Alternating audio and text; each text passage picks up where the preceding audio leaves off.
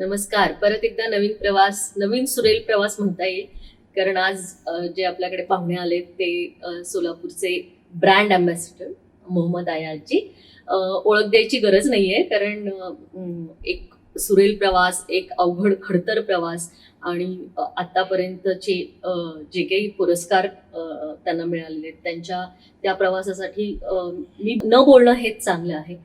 त्यांच्याकडूनच आपण ऐकूया खरं तर, कारण माझ्यापेक्षा ते जास्त छान सांगतील. तर अयाज जी, मोस्ट वेलकम. प्लीज अपने दर्शकों को आप गाईड कीजिए. आपण मराठीतच बोलूया, कारण हिंदी जरी तुमची मातृभाषा असेल तरी आपले जे प्रेक्षक आहेत ते मराठी जास्त असणार आहेत, कारण आपण महाराष्ट्राचा आवाज आहात. तर काय सांगाल स्वतःबद्दल? सर्वप्रथम त्या वळणावर एक आगळा वेगळा कार्यक्रम तुम्ही घेऊन येत आहात आणि #MS13 म्हणजे सामान्य कलावंत आणि उद्योजक असो, साहित्यिक असो, क्रीडामध्ये असो, अशा व्यक्तिमत्वांना तुम्ही शोधून तुम्ही प्लॅटफॉर्म देत आहात आणि रसिकापर्यंत पोहोचवत आहात तुम्ही संपूर्ण जगभरामध्ये. त्यासाठी तुमचा धन्यवाद. थँक्यू. आणि माझ्याबद्दल काय सांगू, मी छोटासा कलाकार आहे. मी नाही, कारण रसिक मोठे आहेत त्यांच्यामुळे मी आहे. खरंय. आणि संगीताचा प्रवास आहे छोटासा आणि स्ट्रगल चालू आहे आणि सध्या परत आहे सध्या. हा प्रवास चालू होऊ देत, नक्कीच चालू होऊ देत. फक्त सांगाल की या छोट्याशा गावात जन्म झाला, इथे वाढलात, कशी झाली संगीताची सुरुवात आणि कसा होता तो प्रवास? की तुम्हाला गाणं हे आम्ही गाऊन घेणारच आहोत तुमच्याकडे, एखादा तरी तुमचा आपल्या प्रेक्षकांना आवाज सूर लागलाच पाहिजे. पण मला सांगाल की गायन हे तुमचं ध्येय आहे, उद्देश आहे किंवा एक प्रोफेशन आहे. तर हे हा एक छंद तुम्ही प्रोफेशन मध्ये कसा कन्वर्ट केला? ऍक्च्युअली शालेय जीवनापासूनच मला संगीताची आवड होती. ओके. आणि सोलापूर पासून एक 15-20 किलोमीटरवरती माझं गाव आहे, मंद्रुप.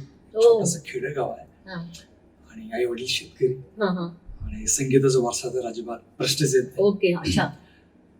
मग अशा परिस्थितीत मी गुरु ढोरू, शेळ्या मेंढ्या राखत आणि बऱ्याच वेळी घरी टेप रेकॉर्ड नसताना हॉटेलमध्ये ती गाणी ऐकण्यासाठी मी हॉटेलमध्ये सप्लाय पण करायचो आणि ती गाणी मी ऐकायचो आणि ती पाठांतर करायचो त्यावेळेस. बापरे. हो. आणि खूप कष्ट, म्हणजे गावामध्ये काही बॅकग्राऊंड तसं आमचा नव्हता. सगळे आई वडील शेतीमध्ये काम करायचं आणि 10-12 लोकांचा मोठा परिवार आणि कुणी असं एज्युकेटेड किंवा परिवारामध्ये कुणी असं गव्हर्नमेंट असं त्यासाठी. आणि आम्ही ही झाडाखाली कसं बसं आम्ही 10वी तिथे शिकली आहे. पण परिस्थितीने, अनुकूल परिस्थितीमुळे शिक्षण अर्धवट राहिलं आणि संगीत, शास्त्रोक्त संगीत जी शिकायची इच्छा होती तेही अधुरीच राहिली त्यावेळेस. कारण तो सगळं साधन किंवा जे अपेक्षित होतं तो असं वातावरण नव्हतं नक्कीच. तर मी शाळेच्या वेगवेगळ्या सांस्कृतिक कार्यक्रमामध्ये, गायन स्पर्धेमध्ये भाग घ्यायचो आणि हिरिरीने भाग घ्यायचो आणि जिंकायचो. आणि मग ते मिळणारे जे अवॉर्ड्स आहेत तिथून मला थोडस काहीतरी असं एनर्जी मिळायची मला, थोडस मी काही करू शकतो संगीत क्षेत्रामध्ये. काहीच मागे सपोर्ट सिस्टीम नसताना किंवा काहीच बॅकग्राऊंड नसताना तुम्ही हा प्रवास इथपर्यंत आणलाय. Hats off. तर सूर लावणं, जसं तुम्ही म्हणालात की सूर लावणं हा एक शास्त्रीय संगीताचा भाग आहे आणि त्याच्याशिवाय तुम्ही पुढे कोणतंच गायन गाऊ शकत नाही असं संगीताचे तज्ज्ञ सगळे सांगतात. पण तुमचा जो सुरेल आवाज मी ऐकलेला आहे तो सगळ्यांना भावतो आणि सगळे अगदी मन लावून ऐकतात आणि त्यातली मी पण तुमची फॅन आहे. काय लागलाय सूर, म्हणजे जय जय महाराष्ट्र माझा हिंदी स्पीकर मराठीत जेव्हा गातो तो इतका सुरेल सुंदर गातो, हे खरं तर लहान तोंडी मोठा घास घेतल्यासारखं आहे. तर मंद्रुपला काही गाण्याचे क्लासेस नव्हते किंवा काही सोय नव्हती असं तुम्ही म्हणालात. तर मग तुम्ही ते शिकण्यासाठी टेप रेकॉर्डचा आवाज ऐकून तुम्ही शिकलात, म्हणजे प्रोफेशनल असं तुम्हाला कोणी शिकवलेलं नाही. म्हणजे हे तुमच्या आतमध्येच म्हणजे अंगातच त्याच्यामुळे तुम्ही इतकी सुंदर गाता. तर का वाटलं असं की आपण मुंबईला जाऊन आणि कसं जावं आणि तो तुम्ही कसे गेलात आवाज महाराष्ट्र या कॉम्पिटिशन मध्ये पोहोचण्यासाठी तुम्ही काय प्रयत्न केले? प्रवास रुपालीजी खूप असा लांब आहे, पण शॉर्ट मध्ये मी सांगू इच्छितो. Please please. मी सकाळी पहाटे 4ला उठायचो हं. आणि पूर्ण गावामध्ये मी ब्रेड पाव विकायचो, बरं. कारण उदरनिर्वाहासाठी. हा, ठीक. कारण सगळे असं काही सोर्स नव्हता नव्हतं. इन्कमचा. पुन्हा सकाळी शाळेला 7 वाजता जायचो, हम्म, पुन्हा 11 वाजता यायचो. हम्म, मग संध्याकाळपर्यंत मी लिंबू सरबत विकायचो बस स्टँडवरती. हं. आणि तो लिंबू सरबत विकताना मी गाणी गात विकायचो बसवरती. म्हणजे असं ते मग जस्ट लाईक टिंगल मधून घडलेलं गायक आहे मी. मला कुठलाही कारण समोर असं झालं नंतर की तू गाणं गाशील तर मी तुझा शरबतचा ग्लास घेईन, असं होत व्हायचं. ऐक. आणि मग बरेचसे आहेत माझे मला चाहणारे, चल तू गाना गा मैं तेरा शरबत पिता हूँ, चल तू गाना गा अभी मैं तुझे 10 रुपए देता हूँ, 1 रुपया देता हूँ. मग ते मला मजबूरी ऐसी थी कि मुझे और एक ईश्वर की देन, अल्लाह की देन है, म्यूजिक तो वो हाँ ऊपर से ऊपर से ही, गवाता. तो मुझे वो प्रैक्टिस होते गया. हम्म. भले आप लोगों ने टिंगल में लिया उसको, बट मेरी रिहर्सल होती गई. क्या बात है. वो शहारे आले अंगावर माझ्या ऐकून की म्हणजे कलाकाराला गाणं हे रियाजाचा भाग वाटतो.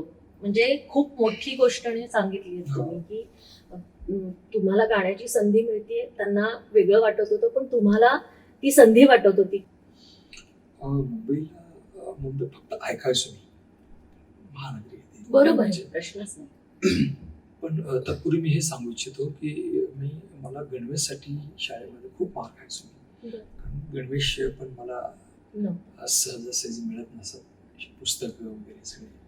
मग एक दिवस असं झालं की 15 ऑगस्टच्या दिवशी सगळे गणवेशमध्ये होते मुलं आणि माझ्या अंगावरती गणवेश नव्हतं. पण माझा एक परफॉर्मन्स होता, ऐ मेरे वतन के लोग. खूप लहान होतो मी, मला वाटतं 4वी 5वी 6वी शिकत.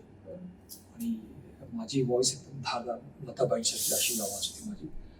त्यावेळेस मी ऐ मेरे वतन के लोग जेव्हा गायलो तर तिथल्या जे EPI होते त्यांनी बघितले, अरे सगळे मुलं गणवेशमध्ये आहेत, तर ह्या मोहम्मद अयाजला माझ्यातर्फे गणवेश माझ्याकडे जाहीर करतो मी.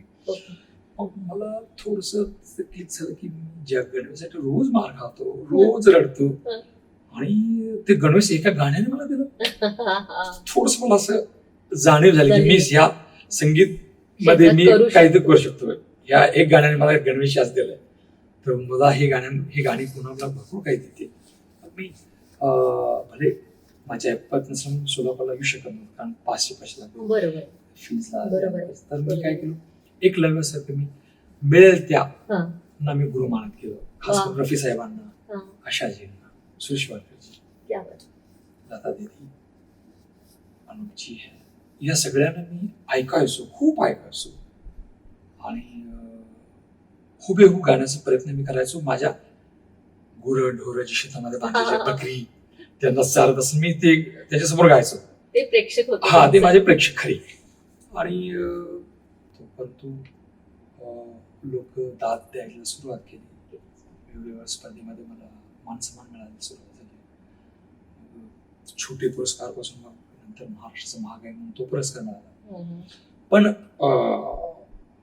मी मग 11वीला इथं सोलापूरला आलो. मी सोशल कॉलेजमध्ये मी ऍडमिशन झाला माझं 11वीला. मंद्रुप सोलापूर डिस्टन्स मला परवडायचं आवड झालं. इथे रूमचं प्रॉब्लेम, खाण्याचा प्रॉब्लेम, शाळेला फीज भरायला नाही. अनेक असे खडतर प्रवास सुरू झाला माझा. 11वीला होतो. इथं आमचे साईनाथ आमचे त्यांनी छोटस रूम त्यांचा होता, प्रॅक्टिस रूम, तिथं मला त्यांनी ठेवलं. त्यांनी जागा दिली राहायला. जेवणाचा प्रॉब्लेम, मंद्रुपूर टिफिन काय करायचं. मग लक्ष्मी मार्केट होते सोलापूरमध्ये, मार्केट लक्ष्मी मोठा मार्केट, सब्जी मंडी आहे. तर मी संध्याकाळी जायचो, खूप भूक लागायची मला, किंवा हॉटेल जवळ थांबायचो आणि कोणाला रिक्वेस्ट करायचो, आधी कप चाय प्यायचो. मग मार्केटमध्ये जाऊन मग संध्याकाळी झाली म्हणजे कुणी लोक नसले तर मग त्या ढिगाऱ्याजवळ जायचो जिथं ते गुरंढोरं बसून ते खात होते. त्याच्यामध्ये केळी, आंबा, तुमचे गाजर, भरपूर काही टाकून जायचे. आई गं. मग तिथून चांगले चांगले मी विचारून घेऊन थोडस रूम वरती यायचो, मग धुवून ते खायचं. मग असं काही दिवस काढलो. मग नंतर आमचे प्रिंसिपल जमादार सरांना मग एक गोष्ट माहित पडली. अरे तू इतना तकलीफ उठा रहा तो क्यों रह रहा है बाहर, क्या करेगा बोले, जा वापस बोले खेती कर, अच्छा रहेगा यहाँ पे तेरा पड़ा. तो फिर सर मैं कुछ करना चाहता हूँ सर. मग सर म्हणते ठीक आहे तू एक काम कर, फ्रायडे को घर पे आ जा मेरे.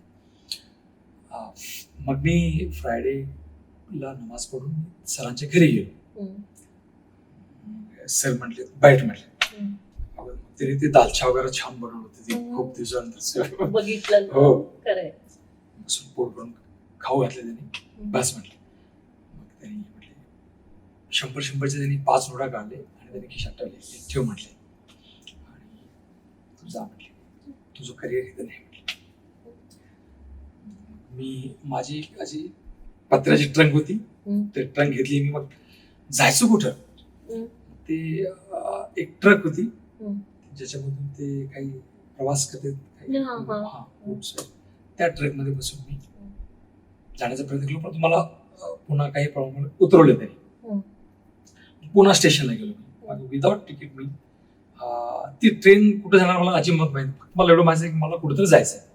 मग ती ट्रेन थांबली कुर्लाला. कुर्ला पहाटे 5-5:30 6चा टाइमिंग होता.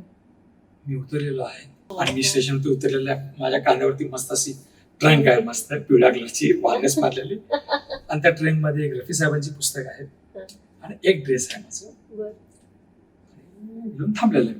मग एकाला विचारलं मला आता जायचं आहे, का जाणार तुम्ही, बॉम्बे जाणार. बॉम्बे यायचे आहे. मी म्हटलं तत्पूर्वी त्यावेळेस समोरून एक व्यक्ती होतो माझ्यासमोर, white T shirt black pant tie हातामध्ये डायरी घेऊन कमी तो साईडला घेतो मला.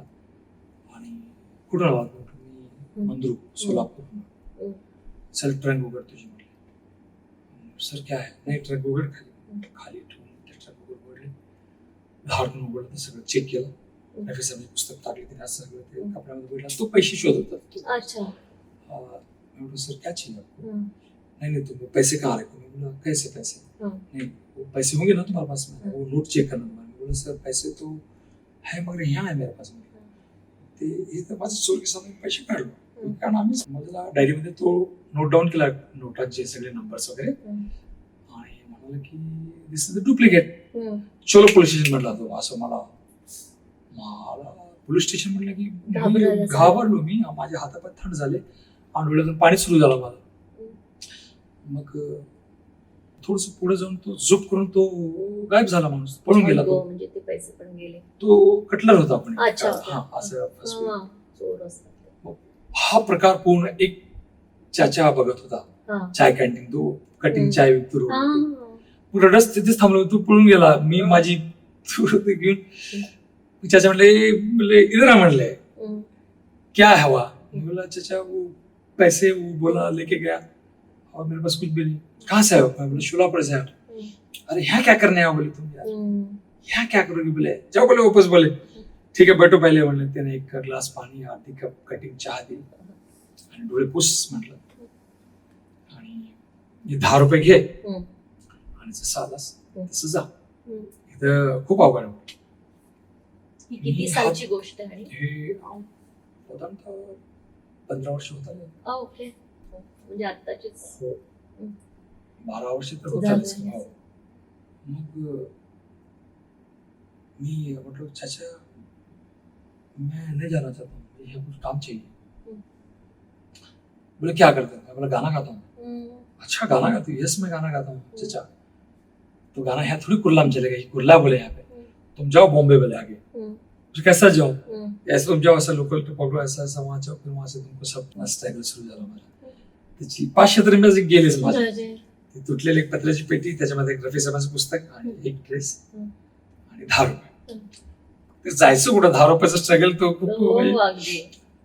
मग तिथून मी रफी साहेबांची कब्र गाठली, हाजी अली बाबा दर्गा गाठली, मखदूमशाची दर्गा गाठली. सगळं करत करत करत मग काही असं दर्ग्यामध्ये काही असं ना थांबलं. हा. इस्लाम गाऊन. डिव्हिजनल गाऊन थोडंसं 100 रुपये द्यायचे, कोणी 50 रुपये द्यायचे. मग आणि स्टेशनवरती राहिलो, तिथं मार खाल्लो. मग काही दिवस हॉटेलमध्ये मला मग काही गावा लागलं, तिथं काही कपाशी धुवा लागली मला. म्हणजे कसं तरी मला मग तिथे मी खचलो नाही. मी भले कसेही 100 रुपये जमा करायचो. आणि तिथे एक बुरी खान म्हणून ते उस्ताद होते, तिकडे शिकायची माझी खूप जिद होती. मग तिथे मी आदर्श नगरमध्ये तिकडे 100 रुपये द्यायचो आणि शिकायचो. जेव्हा पैसे असायचो तेव्हाच तिकडे जायचो. महिन्यामध्ये 1-2 सेटिंग माझी व्हायची. मग एकदा गुरुपौर्णिमा आली. सगळे शागिर्द पण खास आमच्या दावत बसले. सगळ्यांचा नंबर आला. काही शागिर्द चैन गळ्यामध्ये, त्यांच्या काही रिंग्स होण्याची, काही नाही सफारी सूट, काही गिफ्ट त्यांना गुरुजींना. हा भाई आया आज तुम क्या लाए हो. मी खाली असं बसलेलं. हा भाई तुम क्या लाए हो. हा गुरुजी मला माझ्याकडे शब्द बॅग होती, कपडे बॅग. त्याच्यामध्ये मी स्टेशनवरती घेतलेले 1/2 किलो लाडू होते. मग ते लाडू कागदामध्ये बांधलेले असं काढून उस्तादजी त्यांनी घेतले हातामध्ये, उघडले. बोले तो सुखी है. बोले क्या है. बस इतना ही. बोले सब लोगों ने देखो क्या क्या लाया. मला थोडीशी जाणीव झाली की मी कुठेतरी कमी पडतोय सेवामध्ये त्यांची. त्यांची जो एक्सप्रेशन होता मी थोडंसं जाणलो की ठीक आहे, माफ करना खासा. तिथून निघालो. कभी नहीं नहीं गया. हाँ, मैंने सोचा कि मैं करना था कुछ, बट एकलव्य ने भी अपने जो एम को पूरा किया था, तो मैं उसको याद किया. मैं फिर रफी साहब को सामने रखा, उनको सुनता गया, आशा जी को सुनता गया, सब बड़े बड़े लोगों को सुनता गया. और मैं उनके साथ बनने की कोशिश किया. और मतलब ऐसा मैं बनूं, और ऐसी फील आए मेरे में, और ऐसा इंसान बनूं. और मैंने इवन 5 टाइम की नमाज भी मैंने उनसे ही सीखा कि मैं उनका, मेरे पास जो डायरी थी रफी साहब की किताब थी, उसमें सब उनका आत्मचरित्र था की रफी साहब कसे त्यांचे दिनचर्या असायचे, किती वेळा नमाज पढायचे. एक एवढा मोठा कलावंत असला तरी ती जमिनीवरती कसं राहायचे. ते खूप किस्मत आजमाने के लिए मैंने रियलिटी शो में पार्टिसिपेट करना शुरू किया. तो उसमें भी बहुत बड़े बड़े लोग, यशवंत साहब, पंडित रतन मंगेशकर जी, उषा मंगेशकर जी, जगदीश केवलकर जी. फिर ऐसे लोगों के सामने ऑडिशन में गाना भी, मतलब वहां तक पहुंचना मेरे लिए ख्वाब था. सही बात. बट अनिल मोहिले साहब ने मुझे, स्वर्गीय अनिल मोहिले साहब, मैंने एक गाना ऐसा गाया था कि मराठी, हाँ सुना दीजिए. तो वो गाने से मेरा सिलेक्शन हो गया. क्या बात है. वो गाना तो सुनना मतलब हक बनता है हमारा. मालिक ने हर इंसान को इंसान बनाया, हमने उसे हिंदू या मुसलमान बनाया. मालिक ने हर इंसान को इंसान बनाया, हमने उसे हिंदू या मुसलमान बनाया. कुदरत ने तो बख्शी थी हमें एक ही धरती, हमने कहीं भारत कहीं ईरान बनाया. जो तोड़ दे हर बंद वो तूफान बनेगा, इंसान की औलाद है इंसान बनेगा. तू हिंदू बनेगा ना मुसलमान बनेगा, इंसान की औलाद है इंसान बनेगा. वाह, मंत्रमुग्ध. क्या बात आहे. त्याने म्हटले हे सूर साहेबांनी खूप तारीफ केली. त्याने म्हटले याला आपण सिलेक्शन करूया. डॉक्टर बालाजी तांबे साहेब, अनिल मोहिले साहेब, आई गं. मैं हिंदी बोला था उच्चार, हो शब्द. सब करेक्ट नहीं। तो मैंने कई मराठी गाने याद किए, जो लिस्ट देते थे मैं बाग आता शाम तक गाणे याद करके गाता था.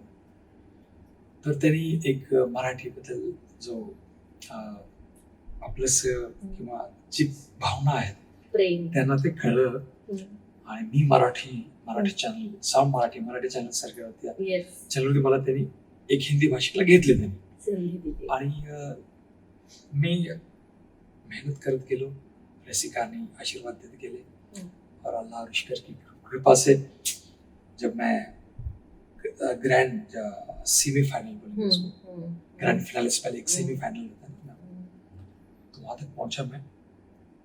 तो वहां पे मुझे एक हिंदी गाना दिया गया, मैं जटिया मुला पगला दीवाना. बॉलीवुड मध्ये तो येस. मुझे याद है वो शो. याद है शो. सब बैठे हैं, मुख्तार जी बैठे हैं, बड़े बड़े दिग्गज बैठे हैं. तो मैंने अनाउंसमेंट जैसे होता है मेरा सोलापूर सूरमणी मोहम्मद अयाज आपल्या समोर, रसिकांनी म्हणजे अक्षरशः डोळ्यात घेतलं. वन्स मोर सगळं थांबा. म्हणजे मुझे याद है वो गाना. मग पंडितजी म्हटले अरे भाई हो जाने दो पुन्हा एकदा. मग तिथे मी वन्स मोर गायलो नाही, रडलो तिथे माईक मध्ये खूप रडलो. अरे बोले तुम्ही खूप छान गायलात म्हटले, यू आर म्हणजे अल्टिमेट, तुम एकदम खतरनाक गायलात, कशाला गायलात तुम्ही, तू हंसना चाहिए. तब मैंने बोला कि मेरे घर में डेथ हो चुकी है और मैं स्टेज पे अभी गा रहा हूँ, तो मैं show must be go on जैसा होता है. जी जी जी.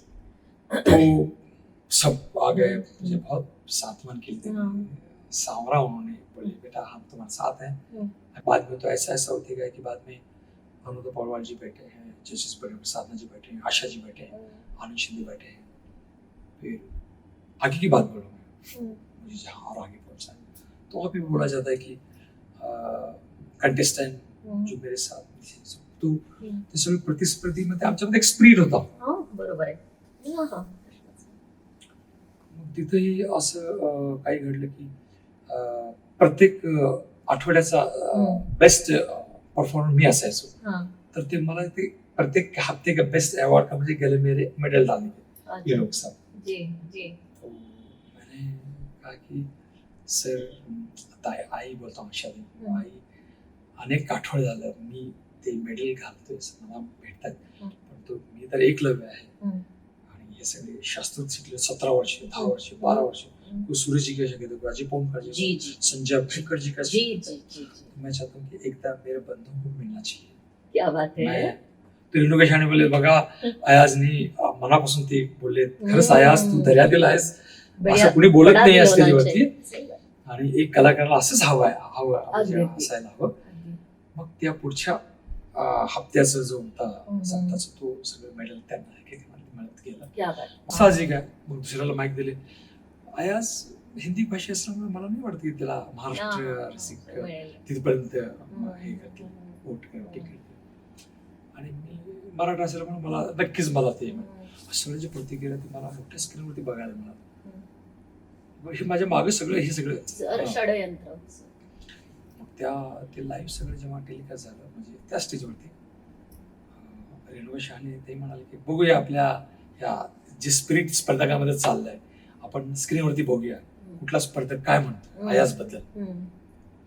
महाराष्ट्र रसिकांना माहितीच अयाज कसं गातो काय ते, आफ्टर ऑल का जनता जनार्दन तेच आपले खरे. इव्हन त्या लोकांना दिग्गजांनाही माहिती असतं. तर एवढं भारी बोलले अनुराधा पौडवालजीने, अरे त्या अकबरच्या दरबारमध्ये गाणारा तानसेन हिंदू होता म्हटले. अरे तुम्ही कोण आहे म्हटलं त्याचं बोलणार त्याच्याबद्दल. तुम्ही तुमची क्वालिटी दाखवा, तुम्ही त्याच्यापेक्षा चांगलं गा. कारण विशेष म्हणजे माझं कसं होतं, मी फक्त गातच नव्हतो, सूरमध्ये गाणं हे एक वेगळं थांब. मी त्या गाण्याला शब्दांना न्याय द्यायचो. गाणं कोणाचंही असो, हे आयाजचं गाणं म्हणायचे, जजेस म्हणायचे, जी कृपादृष्टी जी पाहिजे, सुरांची साधना, ते इतक्या दिग्गजांची मला माझ्या कृपादृष्टी जी लाभली. आणि तिथंच मी नतमस्तक होतो. मी माझं मेरा दुनिया विश्व मला मिळालं. क्या बात आहे. म्हणजे जे कोणी गातं, म्हणजे प्रत्येक कलाकार जो गाणारा आहे शेवटी आपण ऑक्सफर्ड म्हणलं तरी चालेल, संगीताचं ऑक्सफर्ड म्हणलं तरी चालेल. Correct, जे आपले correct. मंगेशकर आपण नशिबवान आहोत, Correct. ते आपल्या भारतात राहतात आणि मराठी फॅमिली हो. आहे आणि खूप गाणी गायली आहेत. म्हणजे त्यांच्याबद्दल मी खरंच बोलणं, मी खूपच लहान आहे, तर मी काही बोलणार नाही.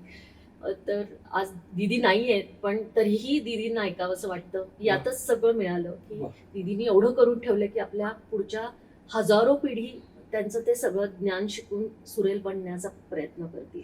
म्हणजे माझी मुलगी 7 वर्षांची, तीही लता दीदी म्हणते आणि जेव्हाही ऐकते तेव्हा ती खुश होऊन ऐकते. म्हणजे हा संस्कार लता दीदींनी काय केला असेल हाच विचार करते. याची खूप सुंदर चाललाय हा आणि खूप सुरेल प्रवास चालला. दीदींना पण एक मानाचा मुजराच अगदी अगदी अगदी म्हणजे इथूनच तुम्ही नाहीत पण आमच्या हृदयात अगदी कायम राहाल. बस मेरी आवाज ही मेरी पहचान है. दीदी ने उसमें तो शेवटी तेच पूरा संगीत विश्व समाया उसमें. अगदी अगदी. वो मैं गुनगुनाऊंगा. मेरी आवाज ही पहचान है, गर याद रहे हो नाम गूंज जाएगा, चेहरा ये बदल जाएगा. मेरी आवाज ही पहचान है, गर याद रहे. आहा. थैंक यू सुनाने के लिए. अभी जैसे आपने कहा कि दीदी और पूरी मंगेशकर फैमिली के साथ, मतलब ये सवाल पूछना भी गलत है की आपको किसका साथ मिला, म्हणजे कोणाचा आशीर्वाद मिळाला किंवा कोणाचा नाही. तर या खडतर प्रवासामध्ये असे काही व्यक्तिमत्व कलाकारांव्यतिरिक्त ज्यांना तुम्ही थँक्यू म्हणू शकता किंवा थँक्यू म्हणायची इच्छा आहे या माध्यमातून, प्लीज. खूप नावं आहेत. तर त्याच्यातली काही नावं घेणंच गरजेचं आहे. म्हणजे साईद नदाफ आहेत, आझम शेख आहेत, हाकीमबाई आहेत, डॉक्टर जमादार सर आहेत, जादू सर आहेत, मुंबईचे आमचे रामशंकरजी आहेत, चांद शेख आहेत, जॉनीबाई आहेत. खूप भेटले आणि काही ना काही मिळत गेलं मला. पण अशी भरपूर नावं आहेत जी त्यांची नावं मनात असणं आहेत. माझ्या मनात त्यांची नावं आहेत आणि देवदूत म्हणून येतात अशी लोक. त्यासाठी सदैव मी आभारच सगळ्यांचं आहे ना. खूप छान. तर हे प्रवास असं मोठा आहे, परंतु काही लिमिटेशन्स तुमचे पण आहेत. हो, वेळेचं तर बंधन आहे, पण मला हा प्रवास थांबू नये असं वाटतोय. पण तुमचा बहुत टाइम दिया आपने, मतलब बहुत शुक्रगुजार हूँ. आपने मुझे इतना बहुत अनमोल मार्गदर्शन तुम्ही आपल्या प्रेक्षकांना दिलात. मला तर खूप शिकायला मिळाले, कारण अशा प्रवासातूनच आपण घडतो आणि एका खाणीतून कसा हिरा बनतो, कसा पैलू पडतात हे तुम्ही सिद्ध केलं. तर त्या वळणावर #MH30 तर्फे तुम्हाला हे छोटंसं गिफ्ट आणि अशीच प्रगती होऊ देत, भरपूर यश संपादन होऊ देत. Thank you so much. मैं कैसे शुक्र अदा करूं आपका.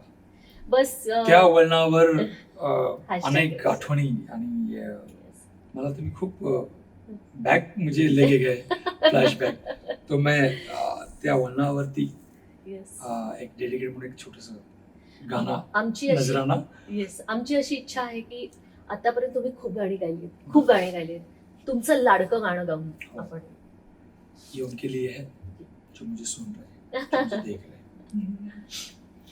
यारों ने मेरे वास्ते क्या कुछ नहीं किया, यारों ने मेरे वास्ते क्या कुछ नहीं किया, 100 बार शुक्रिया, अरे 100 बार शुक्रिया, 100 बार शुक्रिया रूपाली, 100 बार शुक्रिया.